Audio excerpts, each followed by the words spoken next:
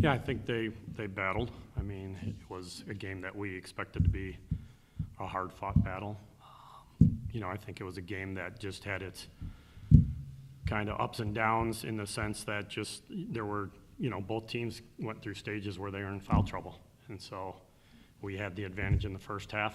We had kind of the disadvantage in the second half of just getting in the foul trouble, and that's when they started to make their run. So, we tried to weather the storm, and I think we did it at times and even tied it up there in the second half, so I was proud for that. And then we just had little stretches where they just seemed to pull away, little 6-point stretches here and there that just were the difference in the game. Coach, you pulled you in there at the end of the fourth quarter. How big emotionally was that 6-0 run for them at the end of the fourth quarter?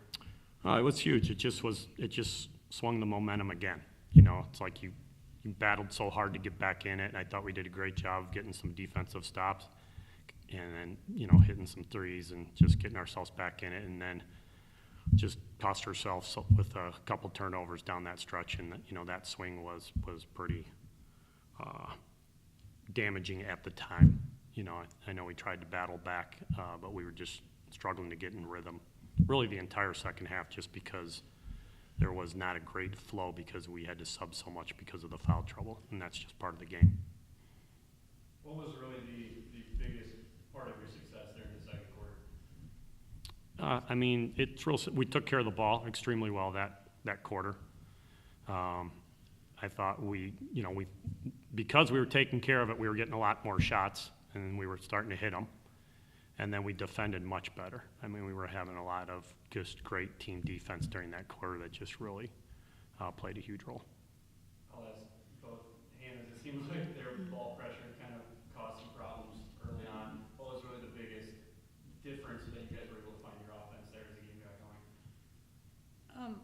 This is like something from teams we face all season is like working on getting more comfortable with ball pressure, but it always, just seems to take us time to get used to it. And I think that's something in practice we've been trying to emulate amongst ourselves, is to try and create that pressure. And, if we could have gotten a better start against it, and then as the game went on, we found that cutters are open, that kind of thing really helps. But I think also just getting in the flow of the game, we tend to do better when we play better defensively and let our defense turn into our offense. And you obviously had the foul trouble early. How hard was it to kind of find the offensive rhythm there when it's such a stop-and-start flow and you're on the bench for that stretch in the second quarter?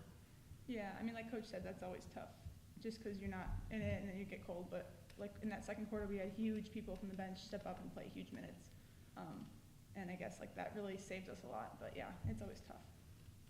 And then question for all three of you: this senior class leaves with 4 straight tournament appearances. What's really the legacy and the impact of this class now as you make your 5th straight tournament this season, and then this class moves on? Yeah, it's awesome to think that they made the tournament all 4 years. It's nice to think of the conference championships they had during the time that they were in the program. But I think more importantly, just seeing them grow as players, but more importantly, see them grow in their relationship with Christ. That's really what this is all about at our institution, and just to see them grow and mature. And it's going to be neat to see what they move on to and what they do in their careers, just because they're special kids. It's hard to watch them leave. It's every year this game is tough, and it's one thing to lose, but when you're losing outstanding student athletes from the program who have shown a lot of leadership, who have just really invested their time not only in the game but into their teammates and really dumped into them, that's a special moment. What has the senior class done to kind of raise the bar for the program as teammates and leaders for you guys? Yeah, Devin and Jen are so easy to play for. They rally us so well, just on and off the court. They're some of our best friends, and just people I've admired for, especially last year as a freshman, this year as a sophomore, just people I look up to so much. And when Jen went down, it was probably the hardest thing ever, just because she just means the world to us, and they're so easy to play for. Yeah, I almost can't picture what Wheaton basketball is like without them. They're really just the heart of this team, But that's how it is. So it's gonna be tough without them next year. But for sure. Just both the way they play and like the way they carry themselves is so huge. They're extremely unselfish players. I mean, they've just always done whatever was best for the team, and they sacrifice completely for the team. And, you know, I think a lot of people grow into that, and they just have really grown into that, and they did an outstanding job of being selfless players. So we're really proud of Devin and Jen.